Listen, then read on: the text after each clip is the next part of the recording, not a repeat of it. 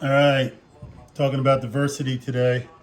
We have the Makita compact router XTR01. It's got a nice little light right there.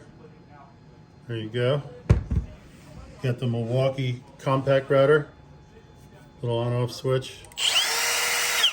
This one I've got the Woodpecker Stabilimax plate on because I didn't like the small plate. This guy's new, very heavy, supposedly powerful. Push button start. Sounds powerful. It's from Flex 24 volt.